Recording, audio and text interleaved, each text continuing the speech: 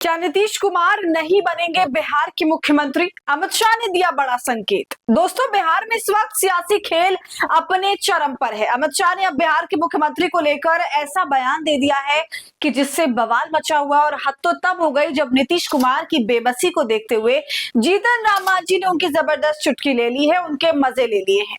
तो दोस्तों, पूरा मामला क्या है? बिहार से अलग अलग तरह की खबरें आ रही हैं जो चौंकाने वाली हैं, और इस बीच अमित शाह ने भी मीटिंग कर 15 मिनट तक ये मीटिंग चली बंद दरवाजों के अंदर, और किसी को भी भीतर जाने की इजाजत नहीं दी गई थी।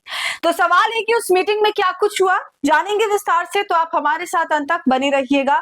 नमस्कार, आदाब, आप देख रहे हैं खबर अड्डा और मैं हूं आपके साथ सुम्बुली राम। दोस्तों, बिहार में सीट शेयरिंग को लेकर मामला ठीक हुआ तो अब मुख्यमंत्री की कुर्सी को लेकर सिर फुटौल चालू हो गया। जी हाँ, वो भी जोरदार तरीके से, क्योंकि एक बार फिर से नीतीश कुमार कुर्सी के नाम पर बेबस हो गए हैं। भाजपा ने उन्हें फिर से लटका के रख दिया है। दोस्तों, एक और जहां जेडीयू और नीतीश कुमार ने खुद को सीएम का कैंडिडेट घोषित करने की जग ठान ली है, दूसरी ओर डैमेज कंट्रोल करने के लिए बिहार पहुंचे अमित शाह ने नीतीश को सीएम का प्रत्याशी ना मान के चुनाव से पहले ही एनडीए में बड़ी बगावत शुरू कर दी। ऐसे में जेडीयू के बाद अब बीजेपी में धड़ाधड़ इस्तीफे जो हैं वो हो रहे हैं, उनका दौर शुरू हो चुका है। आपको बता दें कि बड़ी खबर निकल करके सामने आ रही है कि बीजेपी के विधायक और कार्यकर्ता खुलेआम अमित शाह के सामने इस्तीफा दे रहे हैं, टिकट ना मिलने पर नाराजगी जता रहे हैं और इस्तीफा देकर आजाद चुनाव लड़ने की बात कह रहे हैं। तो जाहिर है इस पूरे मामले से दिल्ली से पटना तक सब कुछ हिला हुआ है। और दोस्तों, बड़ी खबर तो ये है कि जैसे ही अमित शाह द्वारा नीतीश कुमार को गच्चा मिला, वैसे ही वो कोप भवन में पहुंच गए। ऐसा वो हमेशा करते हैं, इस बार भी उन्होंने ये चीज कर डाली। ऐसे में अभी चर्चा हो रही है कि क्या चुनाव से पहले एनडीए में बड़ी टूट देखने को मिलेगी, क्योंकि एक और जहां नीतीश कुमार बीजेपी पे बुरी तरह से फायर है, अपनी पार्टी में मोदी लॉबी को बुला के तगड़ी वाली लताड़ लगा चुके हैं और साफ शब्दों में ऐलान कर दिया कि बिहार में बीजेपी की दादागिरी नहीं चलेगी। उन्होंने न सिर्फ जेडीयू की 5 परंपरागत सीटों पर सीधे अपने प्रत्याशी उतार दिए, बल्कि ये बात भी जेडीयू में मोदी लॉबी के नेताओं को साफ तौर पे समझा दिया कि अगर सीटें बराबर हैं तो ये बात भी बिल्कुल साफ होनी चाहिए कि सीएम का चेहरा नीतीश कुमार ही होंगे। मगर शायद अमित शाह को नीतीश कुमार की इन बातों से कुछ खास फर्क नहीं पड़ता दोस्तों, क्योंकि उन्होंने अब ऐसा बयान दिया है जिससे जेडीयू में जबरदस्त हलचल है।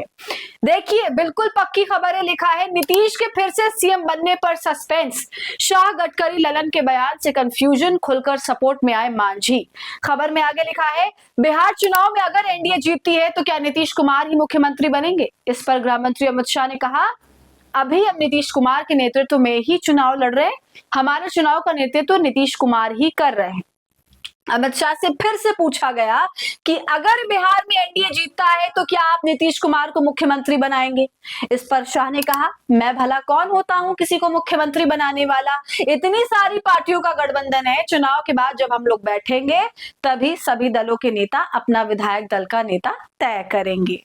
तो ये जवाब देख सकते हैं आप दोस्तों। इस तरह के बयान के बाद जेडीयू के अंदर हड़कंप मचा है और लाजमी है, और अंदर खाने से ये खबर भी आ रही है कि जेडीयू और भाजपा में जिसकी सीटें ज्यादा हुई उसी का मुख्यमंत्री बनेगा। और आप नहीं जानते तो मैं बता दूं, दोनों ही पार्टियों ने 101 सीटें ली, और ऐसा होते ही नीतीश कुमार ने अपने तेवर दिखाना शुरू कर दिया। वो अभी तक प्रचार के मैदान में नहीं उतरे और कहा जा रहा है कि वो कोप भवन में हैं।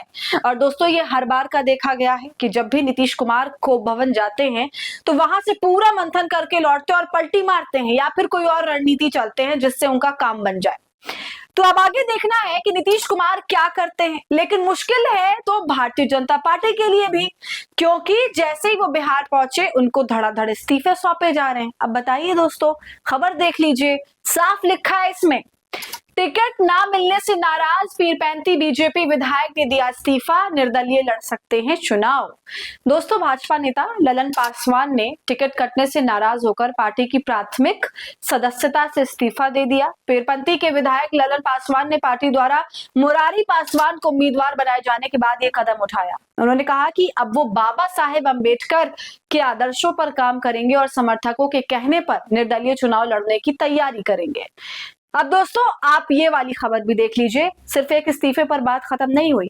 खबर की हेडलाइन देखिए, एक अनार 100 बीमार, बिहार चुनाव में टिकट बंटवारे पर घमासान रूठे ऐसे कि मानते नहीं। खबर में आगे लिखा हुआ भी है कि भाजपा की शुरुआत पीरपैंती से हुई, वही ललन सिंह पासवान वाले। फिर इसी तरह कहलगांव से भाजपा के विधायक पवन यादव का टिकट भी कट गया। ये सीट गठबंधन के तहत जेडीयू को चली गई। पवन यादव भी नाराज होकर बगावत की राह पर है। भाजपा के भीतर भागलपुर सीट पर भी असंतोष उभर कर सामने आया। इस सीट से टिकट के प्रबल दावेदार अरिजीत चौबे और डॉक्टर प्रीति शेखर दोनों को किनारे कर दिया गया। भाजपा ने यहां से रोहित पांडे पर भरोसा जताया है। टिकट बंटवारे के इस फैसले के बाद अरिजीत चौबे और प्रीति शेखर दोनों ही गुटों में नाराजगी खुलकर सामने आ गई। कहा जा रहा है कि दोनों ही नेता अब निर्दलीय रास्ता अपनाने पर विचार कर रहे हैं। तो ये तो चलिए बात हो गई भाजपा की, लेकिन इसके अलावा जेडीयू के नेताओं में भी भागलपुर के अंदर यही चल रहा है। चिराग पासवान की पार्टी में भी यही खेल चल रहा है। इसलिए कहा जा रहा है कि एक अनार 100 बीमार। किस किस को संभालेंगे नीतीश कुमार? आगे और कितने झटके देखने बाकी हैं दोस्तों? जो भी होगा आप तक खबर हम जरूर पहुंचाएंगे। फिलहाल इस वीडियो में इतना ही। आपकी इस पर क्या राय है कमेंट कर जरूर बताइए। वीडियो को लाइक और शेयर करें। खबर अड्डा को यूट्यूब पर सब्सक्राइब कर ले।